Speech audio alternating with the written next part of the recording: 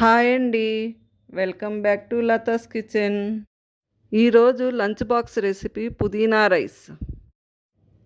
ఇప్పుడు వాటికి కావలసిన పదార్థాలను చూద్దాం. పుదీనా ఒక గుప్పెడు, చిన్న కట్ట పాలకూర, కొద్దిగా కొత్తిమీర, 4-5 పచ్చిమిర్చి, 5-6 వెల్లుల్లి రెబ్బలు, ఒక చిన్న ముక్క అల్లం.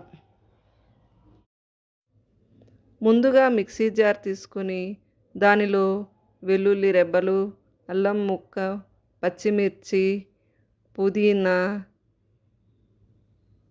కొత్తిమీర, పాలకూర వేసుకొని మిక్సీ పట్టుకుందాం.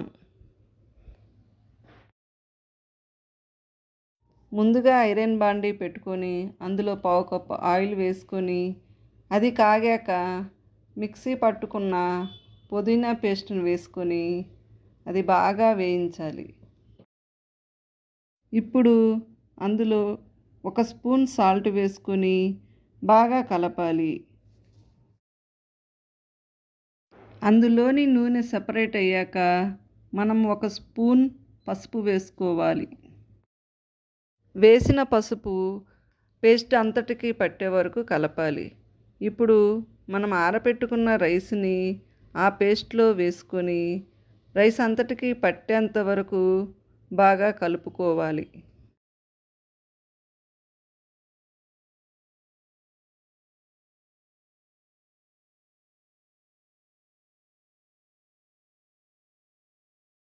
అంతేనండి, ఇప్పుడు పుదీనా రైస్ రెడీ అయ్యింది.